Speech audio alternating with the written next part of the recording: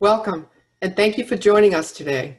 I'm Judith Metcalf, Associate Director of the HRSA grant-funded Aging ME Geriatric Workforce Enhancement Program, located at the University of New England in Biddeford, Maine.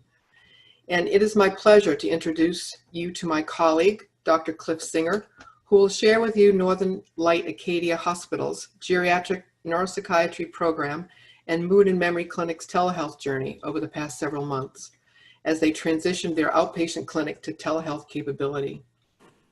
I would like to present Dr. Cliff Singer, who will discuss transitioning a mood and memory clinic to telehealth. And Dr. Singer's presentation will be followed by a brief Q&A. Dr. Cliff Singer is Chief of Geriatric Mental Health and Neuropsychiatry at Northern Light Acadia Hospital in Bangor, Maine. He directs the Mood and Memory Clinic at Acadia and is principal investigator of the Northern Light Health Alzheimer's Disease Research Program. He was recruited to Acadia Hospital in 2010 after academic careers at the Oregon Health Science University and the University of Vermont. He was the founding president of the Oregon Geriatric Society and is now president of the Dirigo, Maine Geriatric Society, the medical society in Maine, focused on improving the health care of older adults. In 2005, he received a special award from the Oregon Department of Human Services for his service to older adults with dementia, the EMMC Family Medicine Residence Annual Teaching Award in 2016, and in 2019, the EMMC Annual Award for Clinical Research for improving care of patients with Alzheimer's disease through clinical research. He has made national and regional television and radio appearances speaking on topics related to aging. He has co-edited a textbook on aging and social isolation. He's published 38 pages or papers in 19 book chapters and given more than 330 presentations at regional and national meetings. He has been selected by peers to Best Doctors in America every year since 2004. Welcome, Dr. Singer. Boy, I could have edited that down shorter if I realized how long it went on, but thank you. Hey, everybody. I don't know, this may be talking to the choir because, or preaching to the choir, I guess, because many of you have your own stories to tell about this transition. But if you're still struggling with this issue or curious how others have navigated the transition to telehealth, this is your program. I want to thank Rachel Muncy and Josh Bridges, two nurse practitioners in our clinic who went through these slides with me and added some comments. We were startled by the suddenness of the pandemic as everyone else, and in mid-March we implemented emergency pandemic initiatives to strictly limit the number of staff, outpatients, students, and visitors coming into the hospital. Now, we had sort of a head start. We already had an extensive experience with telehealth, providing psychiatric consultation to many general hospital emergency departments and inpatient units around Maine. So most of us had experience with telehealth. I had some experience with the Zoom platform through Project Echo. But we really had limited outpatient telehealth capability and no in-home service. All of our telehealth had been provided to health facilities. And historically, Medicare and Medicaid, Medicare, didn't reimburse telehealth in certain counties, particularly Cumberland and Penobscot counties. These were considered urban counties. Crazy, but there you go. And they expected that people, they assumed that people had ready access to physical health care, which of course we know is a challenge for many of our patients. But with the pandemic, the Center for Medicaid and Medicare changed their policies and allowed us to, made it financially possible for us to provide telehealth services for people in their homes, even in Penobscot and Cumberland counties in urban areas. So once CMS gave clearance for telehealth, we moved essentially our entire practice over the course of several days to Zoom platforms and taking equipment. They cleared out their offices, they took their monitors and their computers, and everyone left except for me, because I was the outpatient medical director, and some of the medical assistants who continued to work on campus, and of course all the inpatient team part of the hospital as well. They came in, and we really made this huge transition, though. The hospital just emptied out. It was weird. And then we assembled a group of people to schedule patients, to call them at home, and IT technicians were combined to create the Zoom team to schedule patients, to call them, to troubleshoot connectivity issues, make sure they had the right software, and talk them through. And some of the clinicians also needed help in this area. But the patients themselves were, well, some of them caught right on, but some of them were technically phobic or didn't have the right equipment. And this was a major undertaking, but within 2 weeks, we got our clinical volume about 80% of where it had been. And many of you may know that hospitals around the country just suffered terribly, and patients suffered terribly because they couldn't get access to care, and couldn't make this transition. We were fortunate to be able to do it within a couple of weeks to get our productivity numbers and get up to where they were and give people pretty much the same access they had before. In some cases, better access, because we serve a large catchment area and they didn't have to travel to the clinic. So the Zoom team was an essential part of our success. We had to integrate an informed consent statement. Our compliance officers told us to let people know that telehealth presents the possibility of a breach of confidentiality. That possibility is very, very slight, given the HIPAA compliant software and other protections built in. But we do make people aware that that there is that remote possibility, and that technical problems may create barriers to the level of care that they're used to. We also needed to let people know that they could get face-to-face care if they needed it, and in fact, some people continue to come into the hospital. But they're seen by a they're screened for COVID, of course, and then they're roomed by a medical assistant. The room is empty, but for an iPad. So their providers are at home, even if the patient is on site. It's very strange. But we've made this transition nearly complete, even with still about 20% of our patients coming on site.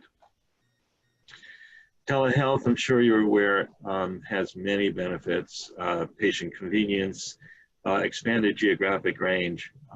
We have providers in southern Maine who wouldn't have referred to us before, but do now. Many of people in northern Maine and way down east might not want to make the 2 or 3 hour trip. So, but now we can see them. We can also see them much more frequently. which I think can provide better care because we don't have to factor in long travel times. I think people are a little more relaxed in their homes, so that's a benefit. We do have reduced no-shows, certainly because of weather or just the inconvenience of long travel times.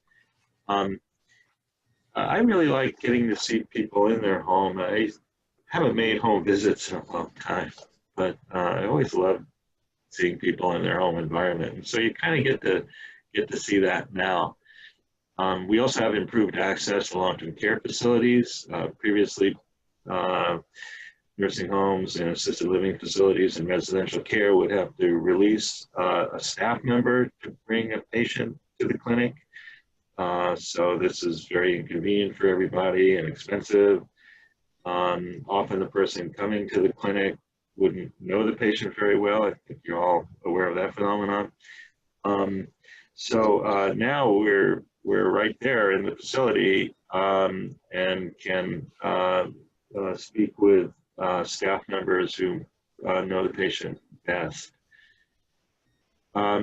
Obviously, there's safety to be able to enable staff to work from home with less potential exposure risk. People who have kids out of school were able to be there with the kids, create some distractions, but it made it possible. Reduced commute time for staff who live further away. Previously, we had space limitations, which really limited our ability to grow our service. But now that people can work from home, that eliminates that limitation, and we can expand. Although I'll explain how this is there is a problem with this, and we can't expand quite as much as we hope to. Let's talk about the challenges we face. There's connecting with people to schedule visits was challenging. People just don't answer phones anymore. So, and then, you know, when a hospital calls them, the number is scrambled. They don't recognize the number for confidentiality purposes, so they wouldn't pick up. So contacting people was, some people was difficult. Not everyone has broadband. Low bandwidth was a problem. No access at all was a problem. Even when people have internet access, there may be freezing, poor sound, and sometimes we need telephone backup. So some of these people are the ones who are actually still coming into the clinic. Not everyone has a computer or an iPad or other similar equipment, but most people have a cell phone. Some people still have flip phones, so the daughter or the friend has to provide the cell phone, which is an advantage because that guarantees that they'll be at the appointment. And the cell phone has, you know, a narrow window, a narrow camera view, so that can be a problem. A lot of patients were technophobic and had problems making the connection, but gradually they're getting used to it and liking it. I find the sound delay, even which is very short with Zoom, it's much better than things used to be. But the sound delay makes conversation a little more challenging, and I really enjoy just kind of bantering with my patients and getting to know them better, just getting to see how they operate and function in normal conversation. A little harder to do over Zoom. It's really a great platform, but and I don't know if you don't use Zoom, if either, you know, many other conferencing software platforms, they all have sort of the same technical difficulties. That little bit of delay makes it a little awkward. There were new billing codes required. We had our billing services specialists had to create new um, uh, check marks for our menus or our pull-down menus in our electronic record. And then, of course, cognitive and neurologic assessments, functional assessments, were a little more, are very challenging when you're not physically present with the patient. We use the blind MoCA, which is a 22-point scale, eliminating the top portions of the Montreal Cognitive Assessment. You can still do it, especially if there's a person present. You can do clock jot tasks or ask the family member to draw a design like a cube. So long as they have a paper and pencil handy and there's an assistant, you can have the patient do some of these things. So you can do it. You can also ask the family caregiver to do camera work so you can observe gait and assess coordination and balance. Not as good as physical presence, but you can get the basics done.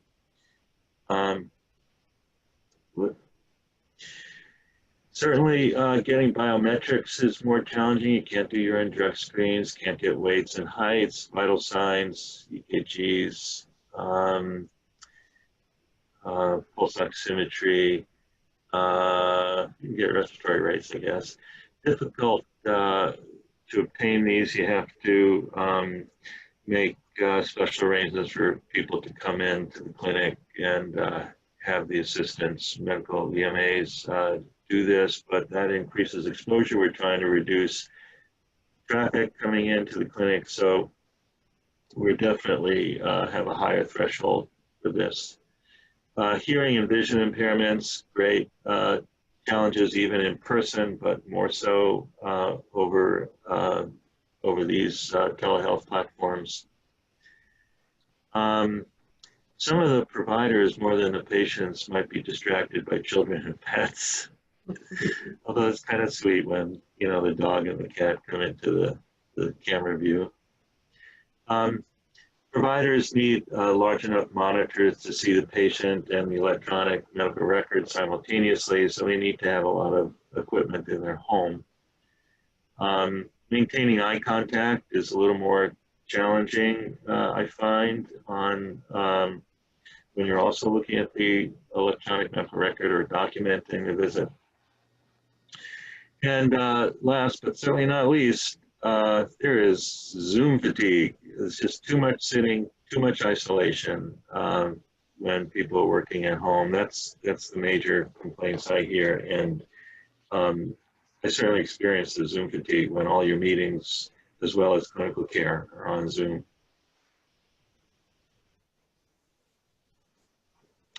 This is the blind version of the MoCA. It's available on mocatest.org. It's 22 points, so the normal range and the MCI or dementia ranges are a little different. The MCI range, I think, is about 12 to 18, something like that.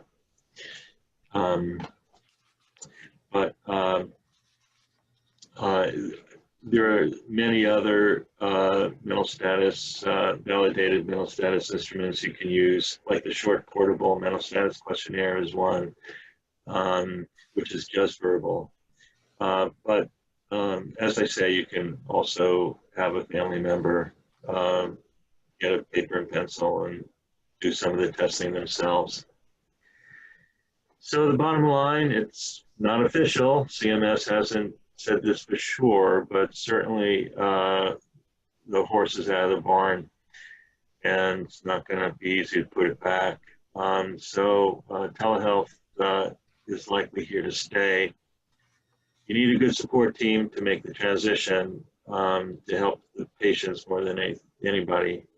You need to go with the flow, the freezing, the poor quality, transmissions, etc., poor sound, poor lighting. I find a lot of providers don't front lit. A lot of people sit in front of a window or a side window, and you can't see their face. I try to let people know you gotta be forelit and not backlit. you need to have a process for patients without internet access, either for them to come on site or just do a phone visit is better than nothing. We're struggling with this last issue. Either the staff or the patients still need to be on site to get enhanced reimbursement from Medicare for facility use fee for hospital-based clinics. Our clinic can't survive without the facility fee because of our overhead costs. So we're going to have to bring some of the providers back. Anyone who sees a substantial number of Medicare patients will have to be on site. That's a challenge for people whose kids aren't back in school or are only back in school a couple of days a week. So we're not quite sure how we're going to fix this. But we might have them be able to work from home and just have someone who is on site drop in briefly to do the essential components, exam components, while the person at home gets the history and documents and does the documentation. So we might have that kind of hybrid model, but this is a challenge. That's our team, both our research and clinical team, who helped make this possible. And let's move on to Q&A. Cliff, thanks. That was a great presentation, a great overview of how your clinic has transitioned, and it certainly sounds as though it has not been without its challenges, but sounds like you guys have risen to the occasion to say, you know, and done a really fine job. Thank you. So what I'd like to do now is to transition to a Q&A to give Cliff an opportunity to perhaps discuss some commonly asked questions that providers may have. And so we try to anticipate a bit of a laundry list of what some of these might be. And hopefully, for those of you participating, we will have touched on at least some of the questions that might arise in your own mind as your practice is engaging in this transition as we speak. But Cliff, to go back to your last slide and the challenge around reimbursement, do you have, can you talk a little bit more about the billing codes? Do you know what the billing codes that are being used are? Not off the top of my head. What I'll do is take a snapshot of our pull-down menu and or just record the billing codes, and can we post it somewhere for people to Sure. Absolutely. We can get that out to people. We can perhaps put another resource slide at the end for people to be able to use. Among my many cognitive impairments is the inability to remember billing codes. Make that publicly known. That's perfectly fine, and usually that's not exactly what you're thinking about as you use the expertise of your coders. But thanks for providing that afterwards, Cliff. Are there any legal or regulatory issues to be aware of in transitioning to telehealth that practices should know about? Yeah, so you've got to know about the HIPAA compliance of your platform and the requirement for informed consent, which can just be verbally obtained, but you're supposed to read that an informed consent statement at every visit. Now, that may not be practical. I think getting informed consent at the outset of treatment and just reminding people of that rather than going through the whole statement meets the spirit of the regulation. Yeah, thank you. And, you know, personal information and privacy always pose challenges for patients as they're considering whether or not to, you know, to even think about participating in telehealth. Do you have any phrases or verbiage that, you know, you've been doing this now for a while, that you use to engage people, to assure them around issues of privacy and safety? Interesting. No, I think at the outset, it's explained to them, and they're not, most people don't worry about it. We have a few people who do, and they come into the clinic because of it. Very few though. Most people are trusting in that regard, especially once you explain it to them. So I think just assuring them that that access to the medical record and access to the live interaction is as safe as it would otherwise be if they were in the facility. Thank you. Another issue is loneliness and social isolation. Do you have thoughts in relation to how telehealth visits may have an influence over loneliness and social isolation? Yeah, yeah, that's an interesting question. So I think one of our cases is a good example. We have been following a guy with severe depression and anxiety disorder for a number of years. He and his wife would come into the clinic maybe every 2 months, I think, over the years as we followed him.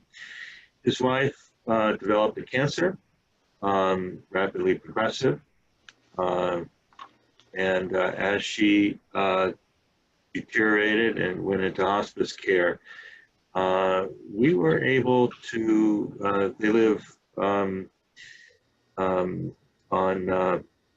Deer Isle, and we were able to see him weekly during the last 2 months, I would say, of his wife's terminal decline. And that was a tremendous benefit for him. And we certainly would, I don't think we would have been able to see him at all except to make supportive phone calls. But seeing him at home with that level of frequency made what we were doing much more effective. And when I say we, our model was a nurse and spending 45 minutes with him at the visit, and then I would be there for about 20 minutes. Much more effective than we could have done before. Broader geographic reach, being able to see people more frequently, for I think better effect, particularly where you're not, where you might be having to make medication changes more frequently, or just doing supportive counseling and checking welfare during more acute phases of illness. Closer monitoring has the added benefit of reducing isolation. Now, introducing people to the Zoom platform or to social networking through video conferencing, once they get their technical skills up to par, then they could start doing this with family members and friends. So this may be one way to get people over the hump. With the help of the Zoom team, they could start develop some fluency with the technology, and so start using it to for social purposes beyond medical purposes. That's great. And, certainly here in Maine, there's the National Digital Equity Center's Maine Digital Inclusion Initiative. And they are available to help to advocate and provide training and coaching for older adults in relation to becoming more familiar with technology, providing technology, becoming more familiar with technology, which can also enhance the opportunities for telehealth visits and, as you just mentioned, to help people become less intimidated by some of the technology pieces, which will then allow them to interact with families and other networks and other groups. Participate in Zoom, participate in, look at their email, search the web, play games. So that's another resource. And well, I didn't know about them. How do you access them, Judy? we will add them to the resources at the very end. When you include, your coding, we will also include their link in their website. At UNE, we also have a new telehealthy grant, and we're working with Susan Corbett from the National Digital Equity Center, and providing tablets to patients in provider offices who may need that ability to participate in telehealth. So we can include that resource as well, Cliff. I think that it would be nice for people to be aware of. And I think we are so gifted and blessed here in Maine to have Susan Corbett and her Digital Equity Center available to us. So we'll share that information.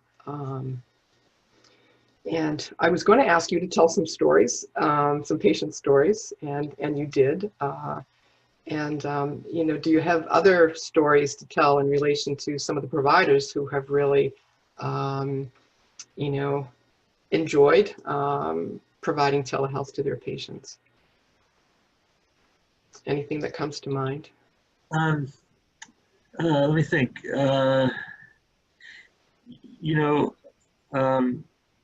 Not really, other than to say so many of our providers are grateful for the opportunity to work from home. We have a nurse practitioner who's 76 years old, and she would not feel safe coming into the hospital.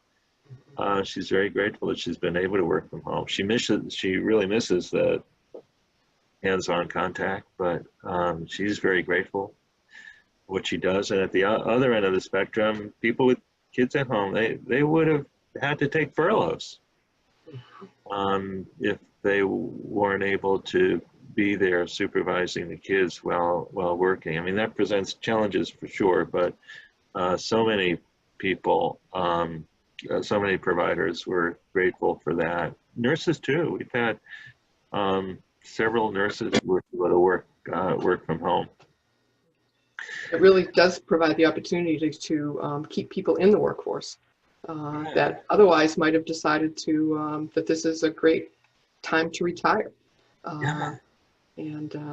So yet another advantage that COVID has created for us.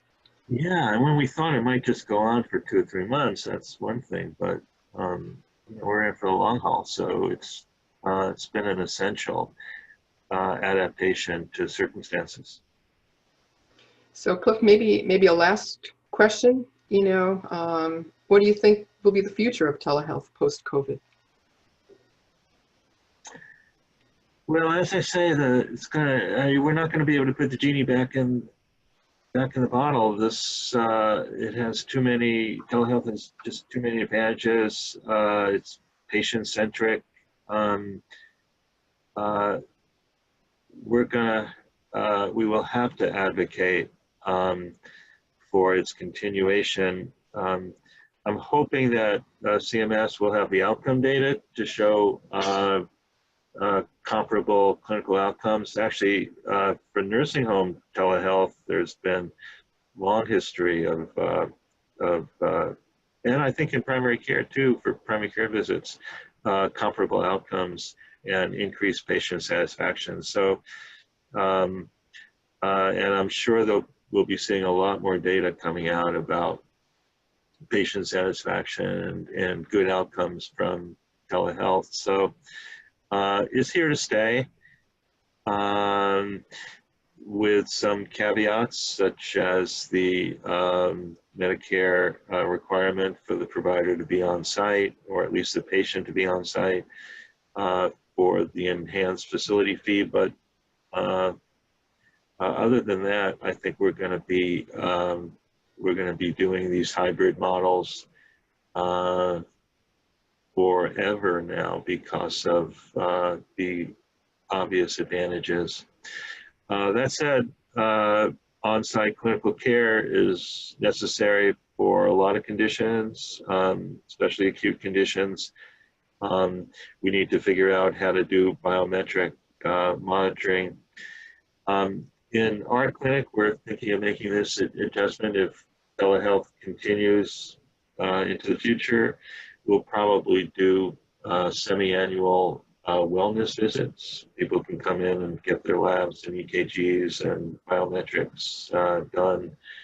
For people who need more frequent vital signs, not sure how we're going to manage that, but we'll figure it out. But yes, it's here to stay. Yeah, and it is a perfect opportunity for a venue for annual wellness visits, isn't it? Yeah, absolutely. It's a great way to get what you need done hands-on, but still give people the convenience of telehealth at other times. Yeah, exactly.